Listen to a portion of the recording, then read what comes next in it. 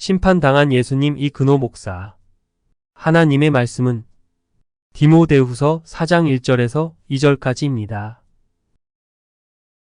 하나님 앞과 산자와 죽은 자를 심판하실 그리스도 예수 앞에서 그의 나타나실 것과 그의 날을 두고 엄히 명하노니 너는 말씀을 전파하라. 때를 어떤지 못 어떤지 항상 힘쓰라. 범사의 오래 참음과 가르침으로 경계하며 권하라. 아멘.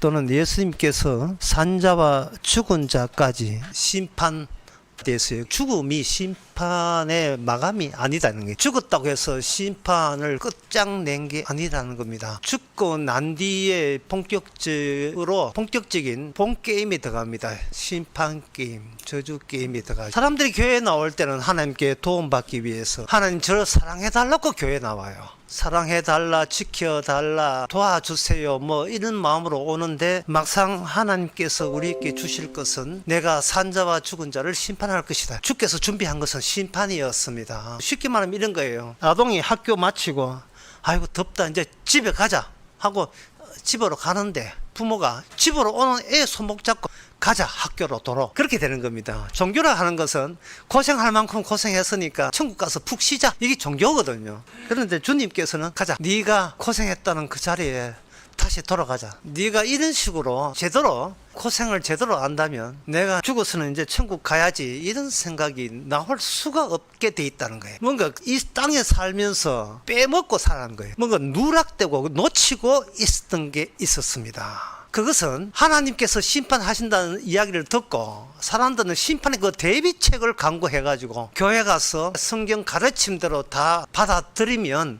내가 심판에서 모면되고 면제되겠지라는 생각을 가지는 거예요. 그래서 복음 믿으라 하면 복음 믿고 십자가면 십자가 믿고 피 믿으라 하면 피 믿고 언약면 언약 믿고 온갖 한도 다 하면서 뭐 이 정도 하면 충분한 대비책이 되지 않겠습니까? 라고 이제는 남아있는 것은 천국 가서 편히 쉴 일만 남아있다. 그걸 이제 경상도 말로 단디 했다는 거예요. 이제 자기 구원의 단돌이 또 단디 대구은행 카드에 단디 카드였어요. 단돌이 제대로 미래를 보험 하나 잘 들여놨다 이래 생각하는데 인간이 판단하고 심판을 했거든요. 나름대로의 자기 자신의 행동을 날마다 판단하고 제대로 가고 있는지를. 그러나 그렇게 자기가 어떤 판단을 하고 이해를 하기 때문에 놓친 게 뭐냐면은 하나님의 심판을 놓친 거예요. 하나님이 인간을 심판한다나 거기에 겁먹고 교회 가서 나를 구원하기 위해서 어떤 대비책을 강구하고자 성경 전문가 목사한테 한 수 들으려고 왔지만 정작 하나님의 심판은 하나님이 자기 심판에 스스로 심판받았다는 사실을 빼먹은 거예요. 그걸 빼먹은 거예요. 하나님이 인간을 심판한다는 것만 겁먹었지 하나님이 내린 심판 속에 하나님의 자신이 거기에 포함되어 있다는 사실, 스스로 그 자기 심판 속에 자기가 들어갔다는 사실을 그걸 놓쳐버린 거예요. 집에 오면 안 되죠. 천국 못 갑니다. 자기 심판받는다고 생각하는데 그게 아니고 하나님 심판 속에 하나님 자신도 포함됐다는 사실을 사람들은 그걸 상상도 못했죠. 생각도 못한 겁니다. 그러니까 성경에서 산자와 죽은 자를 심판한다고 이야기하니까 하나님이 좀 심술이 대단하네. 선악과 따먹었다고 하나님의 심판도 내가 받아줘야지. 그래놓고는 내가 하나님의 심판하기 때문에 내가 심판 앞에서 어떻게 처신했어. 나 심판받더라도 나는 심판받지 않고 어떻게 구원에서 빠져나가는 게임을 한번 즐겨봐. 이런 식으로 나오는 거예요. 원래 이 심판이라는 것이 어디서 나오냐 하면은 창세기 2장에서 하나님과 인간은 에덴 동산 같이 살게 돼 있어요. 거처가 하나가 한 둘이 아니고 하나였어요. 거처가 하나인데 선악을 따먹어 난 뒤에 거처가 둘로 바뀌었습니다. 한쪽은 생명나무가 있는 거처와 생명나무가 없는 거처 둘로 분리가 된 거예요. 두 개가 된 거처를 하나로 단일화시키기 위해서 한쪽 거처를 제거해버리는 겁니다. 그걸 단일화하면서 그 두 개의 거처를 통일된 거처로 만들어내기 위해서 인간에게는 일을 맡길 수가 없어요. 예수를 이 지상에 보내가지고 선악과 심어놓은 취지도 완성시키고 동시에 생명나무의 취지도 완성시켜서 이제는 사람이 사는 처소를 만든 게 아니고 예수님이 사는 처소를 만든 거예요. 그것을 골로새 1장에서 아들의 나라로 만든 겁니다. 이 말은 사람이 심판에서 면제될 인간은 아무도 없다는 거예요. 누구는 살고 누구는 죽고 없어요. 모두 다 심판의 대상이 되는 겁니다. 하나님이 스스로 심판받고 심판받으면서 그 심판에 완성된 상태로서 기존의 하늘나라도 아니고 기존의 인간나라도 아니고 제3의 나라, 아들의 나라로 통합해서 만드는 그 계획을 주님께서 심판에 완성된 상태로서 해주신 겁니다. 그 계획을 위해서 그렇게 선악과 따먹었다, 선악과가 훼손되었는데 그 훼손된 것을 어떤 식으로 완성시키느냐, 이게 이제 굉장히 중요한 관건이 돼요. 하나님께서 인간이 훼손시킨 선악과 그 완성을 어떤 식으로 그 훼손된 것을 완성시키는가, 그것은 하나님께서 마귀를 흉내를 내요. 예수님께서 인간을 흉내내게 하는 겁니다. 어떤 식으로 하냐면은, 인간은 선악과 따먹고 난 뒤에 내가 곧 생명이고 내가 곧 진리고 내가 곧 길이기 되기 때문에 그렇습니다. 예수님께서 요한복음 14장에서 내가 곧 진리요 내가 곧 길이요 내가 생명이라 이 말씀은, 예수님께서 굳이 그 말씀 하기 전부터 이미 인간들이 본인들이 길이요 본인들이 진리요 본인들이 생명인 것처럼 이미 살고 있다는 그 사실을 전제로 하신 거예요. 너희들은 네가 생각하는 그 자체에 네가 위반자가 되어 있다. 위반자에 대해서 예수님께서 계속해서 심판의 말씀을 주시는 거예요. 그 처가 두 개로 분리된 걸 하나로 통합하는 것이 심판이었어요. 두 개 다 없애고 새로운 하나를 만드는 겁니다. 심판하기 위해서는 너 이리 와, 너 죽었어. 이게 심판이거든요.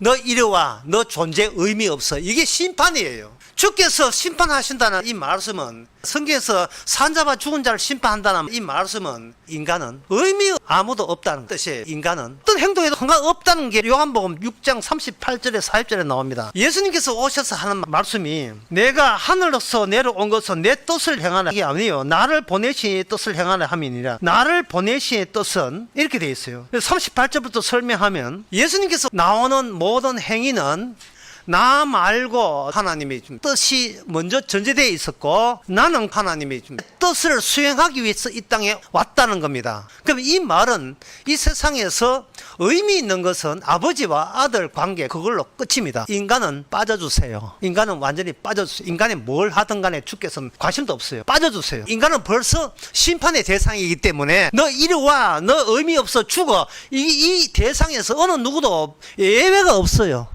모든 인간은 의인은 없나니 하나도 없어요. 자기 주장할 수 없습니다. 구원 나하고 여러분하고 상관없는 이야기예요. 주의 일 상관없습니다. 우리가 하나님에 의해서 되어질 것은, 우리는 심판의 대상이라는 그 자체로서 우리의 의미는 마감이 끝났어요. 마감 죽어, 인간은 끝난 거예요. 이거는 창세기 네가 선한 걸 따먹는 정령 죽으리라 하는 그 하나님의 취지가 전혀 달라지지 않았습니다. 요한복음 6장 39절에 보면 그 뜻이 뭐냐, 내게 주신 자 중에서 내가 하나도 잃어버리지 아니하고 마지막 날에 다시 살리는 이것이라. 그러면 이 구원에 관해서, 구원은 누구 소관이냐 하면 우리 인간 소관이 아닙니다. 구원은 나하고 상관없는 일이 나에게 일어나는 것이 구원입니다. 나하고 상관이 없어요. 우리 자신에 대해서 걱정할 권한도 없고 그런 자격도 우리는 없습니다. 나 죽으면 지옥 가면 어때? 그 자체가 시금방지한 태도예요. 지옥이고 천국이고 그건 네 소관 아닌데 네가 왜 걱정을 하냐. 나하고 상관이 없어요. 그렇다면 우리를 지워버리죠. 삭제해버리고 이 세상에서는 주의 일만 나타나죠. 그러면 그 주의 일이, 우리는 하고 손 털고 우리는 악수도 하지 않고 내한테 오지도 마, 네 필요 없어. 우리를 제껴버리고 주께서 홀로 일하시는데, 그 홀로 일하시는 내용이 마태복음 13장 52절에 나옵니다. 마태복음 13장 52절에 보게 되면 천국을 만드는데, 천국을 만들기 위해서 선지자들이 있는데 그 선지자들, 서기관들이라고 되어 있어요. 천국은 제자된 서기관마다 마치 새 것과 옛 것을 그 곳간에서 내어오는 집주인과 같아. 천국이 이루어지기 위해서는 어떤 일을 해야 되는 사람이 있는데, 그 일을 하는 사람이 어떤 일을 하는가? 옛 것과 새 것을 나란히 가져오는 거예요. 매치를 시키는 겁니다. 대조를 시키는 거예요. 옛 것은 인간들이 악마와 결탁해서 인간이 나름대로의 구원받기 위해서 노력하는 그것 전체가 옛 것이에요. 옛것. 오늘 예배 참석하시는 분이 갑자기 현악기 소리가 막 들리니까 여러분들이 갑자기 옛 교회, 큰 교회 다녔던 옛것이 생각나지 않던가요? 이거 안 한 짓을 평소에 안 한 짓을 왜 하지? 옛 것은 뭐냐 하면은 이겁니다. 아동이 학교 생활에 너무 힘들어가지고 빨리 수업 끝나기를 바라고 난 뒤에 이제 집에 가자 하고 집에 오는 거, 그게 옛 것이에요. 세상 사는 것이 너무나 힘들기 때문에 죽어서는 호강하자 하고 천국 가겠다는 것이 옛 것이에요. 힘들다, 이제 집에 가자. 그 집에 가자. 안식처. 하나님의 심판은 우리의 안식처를 폭파시킵니다. 우리의 안식처를 용납하지 않아요. 편히 쉴 곳이 없어요. 뭐 했다고? 이 세상에 뭐 했다고 안식처를 찾지요? 네가 교회 와서 뭐 했다고 구원해줘요? 말도 안 되는 소리를 하고 있는 거예요. 인간들이 이 땅에 종교를 만들어가지고 천국 가겠다 하는 것은 바로 마귀가 스스로 자기가 생명이고 진리고 그리고 길이라고 자부하기 때문에 선악과 따먹은 티를 내기 때문에 그런 현상이 벌어지는 거예요. 악을 줄이고 선을 행하게 되면 누적된 선이 나하고 질적으로 새로운 사람으로 달라질 것이라고, 새로운 것이 되리라고 생각하는데, 새로운 것은 인간은 끄집어낼 자격이 못 됩니다. 인간에게는 새로운 것이 없습니다. 옛 것밖에 없어요. 옛 푸대에 새 포도주는 담기지 않습니다. 마태복음 9장에 나온 말씀. 예수님 마태복음 19장에서 부자 온 청년 보고 이야기한 이야기인데요. 부자가 천국 가는 것이 그렇게 힘든 이유가, 가지 못하는 이유가, 부자가 천국 간다면 그거는 마치 낙타가 바늘구멍 속에 들어갔다는 이야기가 동일한 이야기다. 그럼 부자가 왜 천국을 못 가는가? 그거는 넉넉하고 풍부한 그 재산으로 인하여 자기가 소유한 그것이 마치 자기의 안식처라고 오해하기 때문에, 그러한 집착을 포기를 못하기 때문에 그래요. 뭐 주께 봉사하니까 하나님께서 나로 바르게 살게 해서 복을 주셔가지고 나로 하여금 부자 되게 하셨다. 부자 되게 하셨다는, 내 재산이 많다는 그것이 옛것의 범주에 스케일에 속하는 사실을 놓쳐버려요. 하나님께서 나를 부자 되게 했다는 것은 내가 착하다는 뜻이고, 내가 착하다는 뜻은 하나님께서 내한테 심판을 더는 싫지 않고 복으로만 이제 줄게 라고 한다고 스스로 그렇게 잘못 해석하고 있는 거예요. 큰 교회 가면 그런 게 많아요. 우리 교회 장로님은 열심히 봉사했더니만 복을 주셔가지고 이번에 회사 10개를 또 인수했다. 세상에 저게 하나님 살아계신 모습이 아닌가 뭔가, 찬양하라. 그리고 그 장로님은 교육관 지은다고 한 또 3억 내나, 역시 하나님은 그 복을 주신 바를 통해서 교회 성장해서 온 천하에, 온 지구상에 복음을 전파하도록 하나님은 살아 역사한다. 이런 식으로 사람들이 곡해하고 있는 거예요. 하나님께서 복을 주신다고는 구약에 나와 있어요. 신명기 28장 그 유명한 말씀인데, 여러분이 옛 교회 가서 여러분이 신방할 때마다 많이 들었던 거예요. 신명기 28장 1절. 내가 내 하나님 여호와의 말씀을 삼가 듣고 내가 오늘 내게 명령하는 그의 모든 명령을 지켜 행하면 내 하나님 여호와께서 너를 세계 모든 민족 위에 뛰어나게 하실 것이라. 그런데 이걸 알아야 돼요. 그 신명기 18장을 하면서 왜 14절, 15절은 왜 안 넘어가냐, 그쪽은 안 넘어가느냐 이 말이죠. 네가 내 말을 다 지키지 않으면 어디 가도 저주가 너를 따를 것이다. 네가 머리는커녕 꼬리가 될 거다. 왜 이 말씀은 왜 안 하는 겁니까? 이 말씀을 딱 주시면서 주께서 하시는 말씀이 뭐냐 하면, 너희들은 처벌을 먼저 받고 규칙은 나중에 발견한 처지다 이 말입니다. 모든 인간은 죽기 위해서 심판받기 위해서 태어난, 처벌받은 자로 태어난 거예요. 이 땅에 역사적 사명을 띠고, 심판받는 역사적 사명을 띠고, 뭘 해도 저주가 되는 역사적 사명을 띠고 이 땅에 태어난 겁니다. 처벌을 먼저 받고, 왜 우리가 이렇게 갓난 아이까지, 왜 우리가 뭘 해도 지질이 고생만 해야 되는지, 그것을 저주를 통해서 하나님의 일관된 원칙을 발견해야 되는 거예요. 하나님께서 이걸 율법화 시킨 것은, 율법을 그 코앞에다가 들이대야 됩니다. 그러면 인간들은 그 율법을 보는 순간 내가 어떻게 하면 잘 먹고 잘 살 수 있는가, 어떻게 하면 구원받을 수 있는가, 모든 아이디어를 코앞에 넣은 성경 말씀을 해석함으로써 어떤 내 나름대로의 규칙을 뽑아내려고 예를 쓰는데, 그 뽑아낸 규칙이 옛것이, 그게 마귀의 아이디어입니다. 그 아이디어로 돌아가신 분이 있어요. 그 분이 바로 예수님이십니다. 경솔하게 유대인들이 예수님을 죽인 게 아니에요. 경솔하게 심사숙고해서 재판 내렸고 혼자 의견이 아니었습니다. 예수님 죽인 것은 혼자 의견이 아니에요. 잠복되어 있는 우리 전체 일치된 의견이었습니다. 안 맞다, 맞지를 않다. 예수의 주장은 맞지를 않다. 우리가 그 당시 예수를 모르니까 예수의 주장을 포장을 했지만, 그 당시는 사람은 생생하게 예수의 음성을 들었고 생생하게 그분의 얼굴을 보았고 그분의 행동도 직접 결론은 아니다예요. 유대인들이 IQ가 낮아서 못해서 그렇습니까? 그들 아니면 우리도 아니에요. 우리가 가짜 예수를 믿으니까 예수 가지만 진짜 예수 왔을 때는 우리 내린 결론은 동일합니다. 아니다. 당신은 아니야. 당신은 제거 대상이야. 그 중에 그 인간들의 악마성의 일관성, 또 인간들이 내린 인간의 자기 판단, 자기 심판이죠. 인간의 자기 심판, 일관성을 보여주는 사람이 누구냐 하면 사울이었던 사람입니다. 사울은 사도행전 8장 끝에 보면 사울이라는 청년의 발 앞에 옷을 두었다. 다시 하면서 그들이 스데반 집사님께 돌 던진 사람들의 취지가 한 곳에서 나왔다는 뜻이고요. 그 한 지점이 뭐냐? 사울이라는 지점이에요. 사울 앞에 돌 던진 사람 옷을 벗어서 사울 앞에 둔 거예요. 사울은 예수 믿는 사람 잡아 죽이고 처단하는 것이 처단하는 하나의 그 지역의 책임자로서 지시를 받았기 때문에 사울 입장에서는 이것이 여호와 하나님에게 찬송과 영광이 되는 유일한 방식이라는 것을 본인은 마음에 두었던 겁니다. 그래서 이 사람들이 스데반 집사를 돌로 쳐 죽이는데요. 그거는 사울이 돌로 쳐 죽인 것과 동일해요. 그 사울에게 인간의 판단, 인간이 세상을 보는 그 판단 의식, 심판 의식이 포함되어 있는데 선악 체제에서 판단하는 그 판단이 사울에서 어디로 이어지느냐 하면은 사도 바울로 이어져요. 동일한 인물이니까 사울이 이름이 바뀌어서 바울이 되었거든요. 그러면 사울의 역할은 뭐냐면 돌로 스데반 집사님을 돌로 쳐 죽이는 일이라면 사도 바울의 역할은 복음으로 사람을 쳐 죽이는 역할을 하는 거예요. 사도 바울의 특징은 스데반 집사뿐만 아니고 모든 인간은 마땅히 돌로 쳐 죽음을 당해야 마땅함을 알려주는 게 사도 바울의 역할이에요. 누구를 살리는 것은 없습니다. 그런데 사울과 사도 바울의 차이점은 사도 바울은 돌로 쳐 죽임을 당해야 된다는 그 심판의 대상 속에 본인을 거기다가 집어넣는다는 게 그게 차이점이에요. 예수님하고 똑같아요. 예수님은 심판을 이야기하면서 그 심판 이야기에 자기 자신을 집어넣잖아요. 나도 심판받았게 됐냐? 구원 같은 소리는 천국 같은 소리네. 나도 죽을게. 하나님이여 저를 심판해 주옵소서. 하나님이여 저를 심판해 주옵소서. 이게 복음입니다. 하나님 하시고자 한 일이 그 일 맞잖아요. 하나님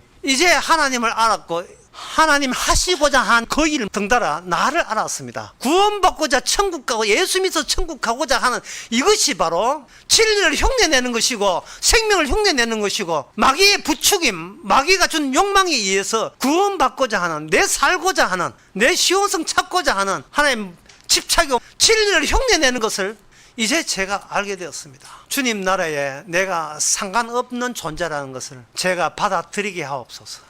예수님도 거기에 호응하는 말씀을 평소에 이 땅에 계실 때 하셨어요. 누가복음 17장 32절에 보면 나옵니다. 롯의 철을 생각하라. 여기 31절에 보면 만일 사람이 지붕에 있고 그 세간의 집안에 있으면 그걸 가지러 내려오지 말 것이요 밭에 있는 자도 이와 같이 뒤로 돌이키지 말 것이나 롯의 철을 생각하라. 롯의 철을 생각하라 이 말은 롯의 처가 뒤를 돌아봤어요. 그런데 여러분 같으면 집에 불 났는데 뒤에 안 돌아볼 사람 누가 있습니까? 자기 과거가 혼란하고 불타고 있는데요. 내가 집에 있는 세간살이하고 나와 상관이 있어요. 관계 있어요. 나의 집은 나의 보금자리고 나의 둥지요 나의 안식처입니다. 세상에 그렇게 힘들어도 쉴 곳은 뭐냐? 좀 집구석이지만 내 한 몸 뉘울 수 있다면 그나마 이 지옥 같은 세상에서 그래도 숨이라도 틀 수 있잖아요. 숨 쉴 수 있는 것은 내 집밖에 없어요.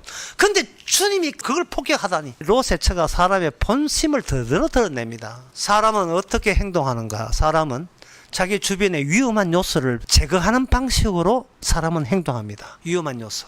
어디에 그런 걸 아느냐 하면 길 건널 때, 횡단보도 아닌데 길 건널 때 좌우로 살피죠. 아무도 없을 때, 차 오지 않을 때 후닥 건너죠. 내 혼자 있는 게 제일 편해요. 내 혼자 있는 게. 내가 나다움에 내가 갖출 수 없는 존재가 인간이에요. 그것 때문에 사는 게 그렇게 피곤해요. 이 말은 인간에게는 그 잘못된 만남이라는 것은 없습니다. 왜? 모든 인간은 심판의 대상이기 때문에 좋은 사람 만나도 다 심판받고 잘난 사람 만나도 다 심판받아요. 그러면 왜 만남이랑 결혼을 하게 하는가? 혹독하게 나 자신을 누군지를 알기 위해서 결혼을 하게 하신 거예요. 결혼 좀 하세요. 결혼 좀. 결혼해서 제발 내가 어느 대목에서 망가져야 되는지를. 망가졌다는 것은 내게 아무런 의미가 없다는 걸 의미하는 거예요. 주께서 나를 심판할 때 내가 납득되는 식으로 심판하는 것이 아니고 매일같이 나를 심판하거든요. 매일같이. 자신이 누구냐? 그렇다면 주께서 준비하는 그 안식처, 그 처소, 단일한 처소, 그것은 어떻게 우리 성도한테 주어지는가? 그거는 상속입니다. 자, 상속으로 주어져요. 이게 구약성경에 계속 나와요. 상속으로. 그걸 성경 용어는 기업이라고 해요. 상속해 주는데. 그럼 상속해 준다는 것은 무슨 뜻이냐? 맞이에게만 줘요. 둘째, 셋째는 상속이 없습니다. 맞이에게만 줘요. 그래서 옛날에 모든 복은 맞이한테 다 가는 겁니다. 이삭이 복이 야곱에게 다 갔을 때 큰아들 에서는 아무것도 없고, 니는 둘째 아들한테 빌어먹으라 하는 그것을 아버지가 첫째 아들에게 내린 복이 그게예요. 니는 둘째한테 빌어먹어라. 거짓말쟁이 동생한테 줬어. 이게 주의 뜻이야. 자, 그러면 첫째는 좋겠네 라고 생각하겠죠. 이스라엘 나라의 특징이 뭐냐 하면은 맞이만 죽인다는 거예요. 맞이를 빈자리로 만들어요. 빈자리를. 이게 하나님께서 자기 나라를 상속하는 방법이 그 방법이에요. 유월절에 어린 양 할 때 둘째, 셋째 아들, 첫째 누나, 둘째 여동생 멀쩡해요. 상관하지 않습니다. 누구하고 상관하느냐? 그 유월절 어린 양의 죽음, 그 피는 그 집안의 첫째 아들을 죽이는 용도예요. 하나님께서 맞이를 죽임으로써 맞이로 어떤 역할을 하냐? 맞이 자리가 비어있게 공터로 빈자리 만드는 거예요. 상관없는 자는 그냥 열심히 자기 구원받을 대책 세우지 마시고 그냥 나의 자아를 비워두세요. 뻥하니 빈자리 만드세요. 거기에 안식처 들어옵니다. 안식처가 거기 들어와요. 거기에 빈자리가 되게 되면, 그렇다면 그 빈자리 된 맞이용으로서 옛것이 아니고 새것이 들어가요. 옛것이 아니고 새것. 새것은 인간에게는 없습니다. 아까 마태복음 13장 52절 다시 보게 되면, 제가 다시 봅니다. 천국은 어떻게 만들었냐? 천국은 새것과 옛것을 한 곳간에 내어온다. 옛것도 가져오고 새것도 가져오는 거예요. 그러면 옛것은 이스라엘 역사가 실패한 것, 그것이 옛것입니다. 이스라엘 역사가 실패한 거예요. 이스라엘 역사가 실패했다 하는 것은 하나님의 시온성이 불타버리고 없는 거예요. 여러분 한번 생각해 보세요. 하나님이 왜 인간을 심판하시는지, 설교 다 듣고 난 뒤에 설교 다 듣다 치고 이렇게 묻고 싶은 거예요. 제가 다시 한번 묻는 거예요. 하나님이 왜 여러분을 왜 심판하십니까? 그럴 때 여러분들이 그것은 비어있는 장자를 상속하기 위해서 채워놓게 되면 그 장자의 나라에서 장자만 아들이 되고 나머지는 아들이 되지 않는 그 관계성 속에서 그 장자가 새로운 형제를 만들기 위해서 뭔가 일을 해서 구원받았습니다 라고 아마 제가 설교를 앞으로 할 거예요. 끝날 때까지 할 겁니다. 그런데 그래 놓고 제가 하나님 왜 심판하지요? 물으면 그 답변으로 궁색해요. 그거 말고 다른 게 있어야 돼요. 사람들은 하나님을 멀리 있다고 생각해요. 멀리 있다고 생각하고 중간에 성경이 있기 때문에 성경 해석 바로 알면 하늘나라와 합류가 된다, 거처를 할 수 있다고 생각하는데 그거 잘못입니다. 멀리 있을 때는 하나님을 마음껏 상상할 수 있어요. 하나님이 이런 분일까 저런 분일까. 그런데 하나님이 왜 심판하십니까? 하나님이 저를 왜 심판합니까? 라고 질문 자체가 잘못된 거예요. 하나님은 사랑의 하나님인데 왜 저를 심판합니까? 그 질문 자체가, 그 뉘앙스가 뭔가 낌새가 수상해요. 그럴 때 하나님께서는 멀리서 웅웅 말하는 게 아니고 아예 하나님께서 인간하고 거리를 좁혔어요. 바로 코앞에 등장한 겁니다. 코앞에 등장해 보니까 인간들 속에 뭐 무종균 같은 게 있는지 악마의 균이 있는지 그 오시는 하나님을 죽여버린 거예요. 하나님을 왜 심판합니까? 라는 질문 자체가 성립이 안 될 정도로 인간은 그 멀리 있는 하나님께 매일같이 분노 중이에요. 매일같이 인간은 울고 있어요. 하루도 분노하지 않는 날 없습니다. 인간들은 타인에게 분노하고 그리고 항상 혼자 있어도 울고 있는 것을 평생을 살면서 해서 감춘다고 스트레스를 받는지 한순간도 분노하지 않은 순간 없어요. 인간은 그걸 웃음으로 때우지요. 잘 지냅니다. 뭐 걱정이 없는 게 걱정이에요. 집에 남아도 오는 게 도에 나서 뭐 어떻게 쓸 것만 걱정하십니다. 그러면 이런 인간의 선악과 따먹고 자기 맞게 모르는 인간 마지가 해결을 해줘요. 어떻게 해결하는가? 네 것 내 것이 없게 만들어요. 네 것 내 것이 없게 만들면 그 없게 만드는 그 분, 하나님 스스로 만든 심판 게임에 스스로 심판당하는 자로 오신 그 분, 니하고 내하고 동질성을 갖고 있는 그분 되시는 분이 자기 자신의 공로를 하기 위해서는 매일같이 우리의 것을 제거해 줘야 돼요. 제거해 주십니다. 그래야 네 것 내 것이 없는 주님의 것이 되기 때문에. 그러기 위해서는 우리의 할 일은 뭐냐? 매일같이 우리는 울어야 되고요. 매일같이 우리는 분노해야 되고요. 매일같이 남을 죽여야 되고요. 우리는 매일같이 돈을 악착같이 버려야 되고요. 매일같이 우리는 집착하고 나만 챙겨야 돼요. 그게 우리한테 딱 맞습니다. 괜히 위선 떤다고 이거 말고 다른 짓 할 생각하지 마시기 바랍니다. 그리고 그러한 요소를 내고 토해내고 비워내는 역할은 우리 주님의 역할이에요. 주님의 역할입니다. 그걸 사도 바울이 이해하면 그게 바로 복음이 그렇게 한다는 거예요. 니는 네 할 일을 해라. 네 할 일. 천하의 죄인, 자기밖에 모르는 인간. 그 할 일에 겨루지 말고 충실해야 돼요. 하세요란 말이 지금 말 자체가 우스워요. 하고 계시니까. 남은 구닥다리고 나는 새 것이라고 오해하고 있는 거예요. 주께서 우리를 그런 나기 때문에 예수님하고 상관없는 존재입니다. 그 상관없는데 저쪽에서 주님 쪽에서 우리에게 말씀으로 실감나게 우리의 것을 제거해 주십니다. 우리 자체를 제거해 주십니다. 우리와 예수님과의 관계에 대해서 단적으로 잘 묘사한 성경 구절이 있습니다. 고린도후서 4장 10절에서 11절입니다. 이 대목이 여러분들이 이해가 되고 납득이 된다면 정말 여러분 복 받으신 거예요. 이렇게 운 던져놓고 읽어드리겠습니다. 우리가 항상 예수 죽인 것을 몸에 짊어지면 예수의 생명도 우리 몸에 나타나게 함이라. 우리 산자가 항상 예수를 위해서 죽음에 넘기우면 예수의 생명이 또한 우리 죽을 육체에 나타나게 합니다. 이게 인간과 예수님 사이의 죽음의 관계입니다. 내 자살은 소용이 없어요. 예수님의 죽음이 우리로 하여금 매일같이 우리 죽을 육체에 나타나게 만듭니다. 예수님의 죽음이 아무 의미 없는 존재로 만들어요. 아무 의미 없는 존재가 되기 위해서는 주님의 충실하심이, 말씀이 주시는 하나님의 충실하심이, 그 말씀의 살아계심을 드러내기 위해서는 우리는 남한테 믿지지 않는, 나만 챙기는 일에 몰두해야 돼요. 열심히 몰두해야 됩니다. 뭐 선지자들은 다 뭐 훌륭하시겠지요. 그래 이야기 하시잖아요. 아닙니다. 똑같아. 우리하고 똑같아요. 이사야 6장 5절에 보면 이사야 선지자가 하는 말이 있어요. 본인 말입니다. 하루다 나여 망하게 되었구나. 자, 이사야, 누가 봐도 이거는 훌륭한 신앙의 이사야가 남들 보기는 너희들은 다 구닥다리야, 나는 새 것이야, 나는 신앙이, 자기 나름대로 자기 심판을 해서 남하고 차이를 드러내지만 막상 주님을 만나니까 이거는 뭐 순식간에 1초도 안 걸려요. 확 나와버려요. 주님, 저 망하는 존재입니다. 이게 얼마나 행복한 순간입니까? 과거에 내가 이 땅에서 무슨 짓을 했던 간에 그거가 일거에, 내가 하는 그 추잡한 짓거리가 일거에 빈자리가 되어버려요. 누가 우리 죄를 사해 줬습니까? 누가 이렇게 우리가 해란 것을 무효화시킬 수 있는 분이 누굽니까? 그거는 인간에게 심판받으신 주님뿐이에요. 새로운 안식처는 심판이 이미 너한테는 완료가 되었다는 그 자리가 시온성이고, 그게 바로 안식처고, 그게 바로 천국입니다. 네 자아를 내 천국으로 만들어줄게. 그러기 위해서는 너는 많은 죄를 모아놔. 많은 죄를 네가 살아오면서 경험할 수 있는 이 세상에서 의미 있는 마귀의 마귀 죄는 죄다 다 모아 끌어모아. 이 세상에서 의미 있는 네 자아를 내 천국으로 만들어줄게. 지금 성경 전체가 주님이 천국으로 만들 게임이에요.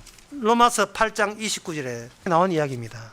하나님이 미리 아신 그들로 또한 그 아들의 형상을 본받게 하기 위해서 미리 정하셨으니 이는 그로 많은 형제 중에 맏아들이 됨이라. 예수님의 맏아들 되기 위해서 맏아들 아닌 자를 죄인 가운데서 죽음을 당해야 마땅함을, 너는 내하고 동질이야 라고 같이 대신 죽으심으로써 껴안고 사랑으로서 긍휼로 그들을 천국으로 모집한 거예요. 그 모집하는 하나의 과정이 누가복음 18장에 나옵니다. 여기에 바리새인이 옆에 있는 세리 보고 난 저들과 같이 아니하고 나는 일에 2번씩 금식하고 11조하고 뭐 구제하고 자기 의롭다고 주장하죠. 그런데 또 옆에 세리가 하는 말이 13절에 보면 세리가 멀리서 감히 눈을 들어 부르를 보지 못하고, 눈을 들어 하늘을 부르를 보지 않는다는 것은 자기 자신을 알았다는 뜻이거든요. 남 볼 거 없단 말이죠. 내가 남보다 이 세상에서 의미 있는 마귀 죄는 다 내가 죄를 지었는데 뭘 남을 봐요. 불쌍히 여기 없어 나는 죄인입니다 하였느니라. 내가 너희께 이르노니 이 사람이 저 사람보다 의롭다 하심을 받고 집에 내려갔다. 이게 주님의 재판이에요. 이 주님의 심판입니다. 지금 성경 전체가 주님이 벌부터 받고 저한테 벌 내는 주님의 심판의 정당성.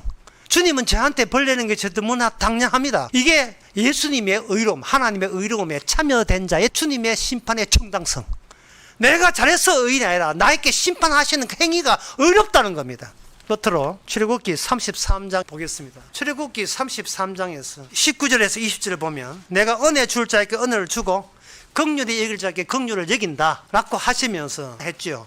근데 앞에 모세가 있잖아요. 모세는 인간의 대표잖아요. 인간한테 이걸 어떻게 적용시키느냐 하면은 주님께서 보지만, 왜냐하면 화로다 망하게 된 자는 내가 주님 만나서 어떤 조치를 해서 구원받는 게 없어요. 그냥 있으면 주님 긍휼과 은혜가 지나가고 난 뒤에, 이미 죄 용서를 받고 난 뒤에 다시 눈을 떠서 주께서 지나가면서 무슨 일을 벌였는가를 보면서, 아, 이게 사랑이고 긍휼을 아는 관계, 이게 바로 천국 백성입니다. 이게 천국 백성이에요. 내가 뭘 했다가 아니라 이미 심판이 지나가고 난 뒤에, 심판이 끝나고 난 뒤에 주께서 무슨 일이 일어났지, 무슨 일이 했지, 내가 한 게 아니잖아. 우리 주님께서 하셨잖아. 주님께서 네 것 내 것 없다고 이야기하면서 내 죄를 가져가시고, 네 것 내 것 없다고 이야기하면서 자기 의를, 자기 거룩을 내 것으로 만들어버렸네. 세상에 이런 사랑이 어디 있어요? 이게 바로 주님의 준비하는 사랑입니다. 왜? 스스로 주님이 벌부터 받고, 이 세상이 심판입니다. 이 세상이 이미